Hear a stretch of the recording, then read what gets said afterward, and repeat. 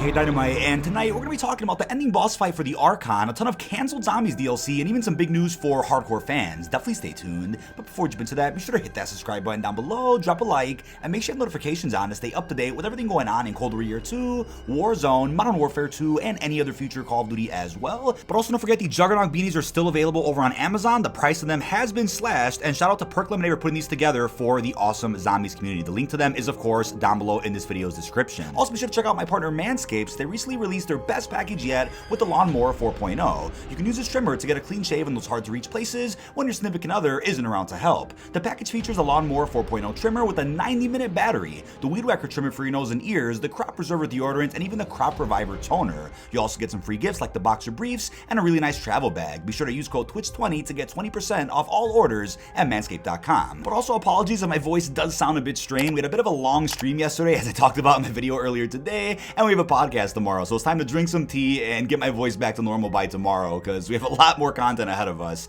Now, first and definitely foremost, Treyarch did put out a thread over on Twitter talking more about the launch of the Archon, which is the final round-based map coming at the beginning of Season 5. Yes, for those confused, the map is coming out with the start of the season, not during the mid-season. So they went ahead and said, mark your calendars. Our latest Zombies main quest will launch simultaneously with the Archon on August 24th at 9 a.m. Pacific, /12 p.m. Eastern, and 5 p.m. BST. So the first thing I'll say is I think this is good for those out there that weren't a fan of them delaying the launch of the main quest. We saw that with Numa Reborn, and we saw that with several of the Cold War Zombies Easter eggs where the map would come out and you'd have to wait 12 hours before you can actually hunt the main Easter egg. Now, maybe it's a hot take, but I personally like that formula since it gives you time to really get used to the map layout and hunt some side Easter eggs and just breathe for a second without having to worry about hunting the main Easter egg. And from what I've seen in previous years, whenever a main Easter egg launches simultaneously with the map, what happens is people rush throughout the hunt to try to get that world's first, and then once the Easter egg is beaten, sometimes they just move on and don't go back to actually enjoy the atmosphere of the map, the lore, the radios, or even the side Easter eggs. So I'm a big fan of kind of gapping the release of everything, but maybe the majority of people, according to the data they have behind the scenes,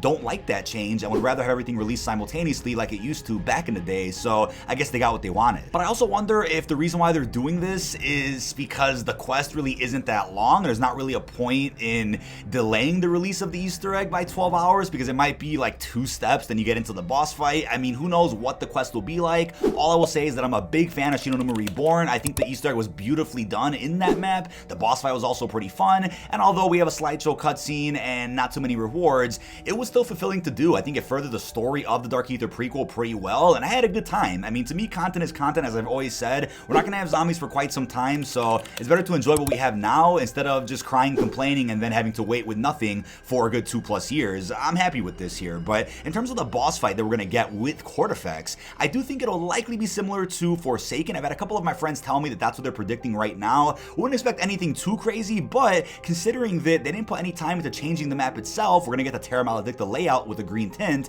they might have had a lot of extra time to actually work on and polish the quest and of course the boss fight. So that has me pretty excited. If they had to make a whole new map for the Archon, then they might not have had time to put out a pretty exciting boss fight that I think we'd all expect when it comes to this Dark Ether story. Now, for those that are probably expecting Mephistopheles level gameplay with the Archon, please don't expect that. Maybe expect that for whatever the finale will be in Black Ops 2024 Zombies when they actually have several years to put into that Zombies mode, but expecting anything of that nature for Vanguard Zombies is silly, and it's honestly just laughable to see people out there really comparing what's been added to Vanguard Zombies to other games Treyarch has done where they had several years put into the development of that Zombies experience. It's like, look, this wasn't supposed to be a Treyarch Zombies year, but it is for a number of reasons we're not going to go into, and I just think at the end of the day, it's just something extra to keep us going until their next game comes out. Now, Treyarch also said before confronting the Archon, aka Cortifex, you need to survive a new set of challenges, the trials of sacrifice, resilience, and mindfulness.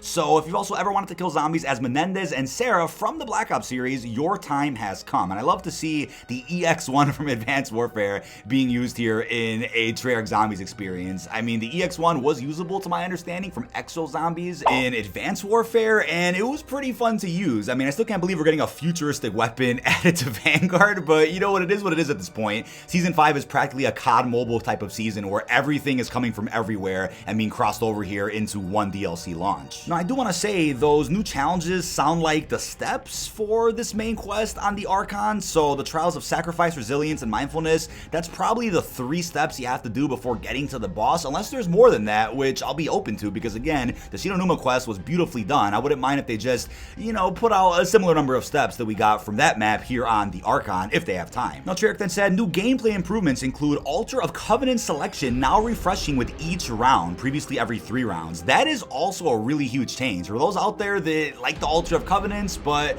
were a bit dissatisfied with the way that it refreshes, there you have it. They also said Decimator blast cooldown reduced by 50% from 60 seconds to 30 seconds. So you guys probably saw the promo material from the blog earlier today, where we do get a glimpse of our wonder weapons here in the Archon, and it's just a Decimator, ray gun, and even the Wonder Waff. No new wonder weapon from our understanding, unless they're saving it as a surprise. I highly doubt it. They also had the Decimator blast damage buffed against Stormkriegers and Zabala. Thank God for that one, because the cooldown already was a bit of a turnoff with the shield on Terra Maledicta, but being able to have a buff to the damage it does and the cooldown, that's going to really make people want to use that shield when it comes to this boss fight. Now, also coming to zombies in Season 5, they mentioned the 20 season challenges plus calling card rewards. They have an image they also posted on Twitter showing you these calling cards. We have new loadout weapons, the EX1 energy rifle and the RA225 SMG, new weapon unlock challenges, Marco 5 SMG and the UGM8 LMG. I almost forgot that they're a bit behind with zombies in terms of weapon unlock challenges, and it's kind of delayed by a season. So I think by the time Season 5 Reloaded comes around, we'll probably end up getting some unlock challenges for some of the newer weapons that are coming here with the final season. I'm not sure why that's the case or why these weapons can't be added sooner to zombies, but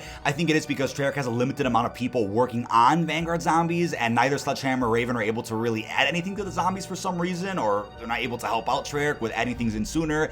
I'm not sure exactly on the story there, but that's just my prediction. They also mentioned the Revolver Weapon Unlock Challenge coming shortly after launch. So that was mentioned as a launch window release, probably the next like 2 weeks from now. I would definitely expect everything that was mentioned for launch and launch window to come out before the COD Next event, and then after the COD Next event, maybe even after weekend 1 or 2 of the MP beta for MW2, as we'll end up getting more information about Season 5 Reloaded. But Treyarch ended this thread by saying it's been a jam-packed year across development on Vanguard Zombies, Black Ops Cold War, ranked play, new weapons and cosmetics, and upcoming Call of Duty content. As this chapter of the Dark Ether story ends, the Zombies team is stepping back into the shadows, ...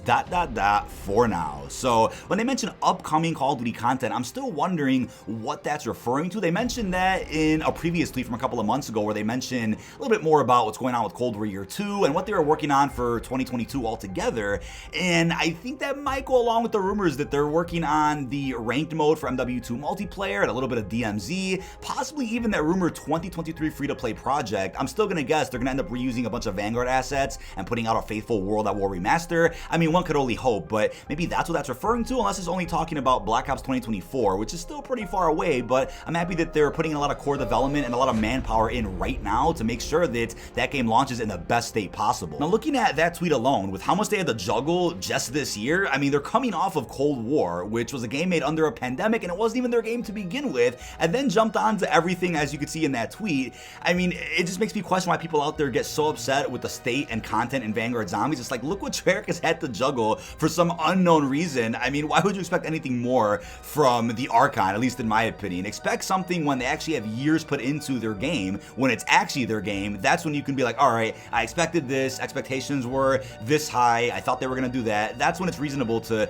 be more critical of the content. But with Vanguard specifically, it's insane. But that also puts a rest to the rumors I was seeing about a Vanguard Zombies Year 2. I mean, there were even theories they could have even gone ahead and remastered Darius or Verrucht, put it in Vanguard as like a survival experience. That would have been cool to see, but I rather than put all their time into their next Black Ops. Now, going back to a point that I made earlier in my big roundup video talking about everything coming in the final stand, I want to touch on the green Terra Maledicta. I mean, first off, I think everybody should have at least predicted that we were going back to Terra Maledicta in some way, shape, or form, considering it was confirmed in the Numa radio during the boss fight that we're going back to Egypt. I mean, right away, I'm like, all right, Terra Maledicta was already in Egypt. How much would you want to bet that they're going to actually put out a different map also set in Egypt? I think right off the bat, I knew they were going to do something with Terra Maledicta and bring it back in round-based form. Now, from what it looks like, based on the blog and the images, it's the entirety of Terra Maledicta with a green tint, and then the Dark Ether region will only be used as the boss fight arena. That's what I could guess right now. I think there were some cool theories that maybe they could have just used the spawn room from Terra Maledicta,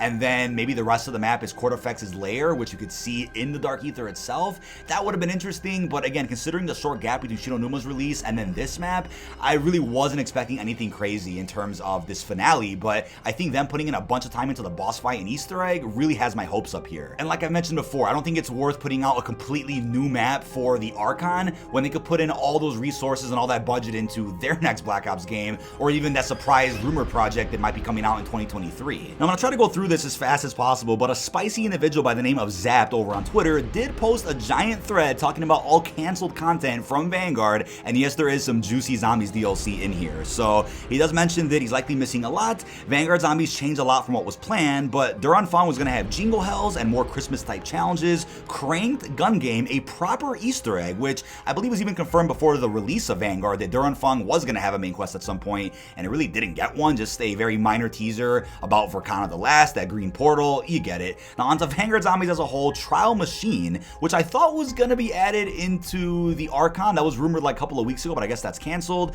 We also have Frenzied Guard, 2 or 3 objective maps, 2 or 3 field upgrades that never released in Cold War, that's a weird one. Different characters that bonded with those artifacts. Don't quote me on this, but if I remember correctly, Treyarch wanted to do an Easter egg that tied all the maps together, I guess like a proper super Easter egg. Don't know if you had to do all Easter eggs for it, but I think it was 4 Easter eggs and the 5th was the final. Honestly, I'm not sure, it's been a while. Also vehicles and more, if I remember, I'll tweet about it. Now onto MP, there was Arms Race maps, 6 to 10 remastered MP maps, mainly ones from World War II, one was London Docks. We had more original MP maps, Champion Hill experiences, and yes, they did do that mode dirty. I was looking forward to updates on that this year.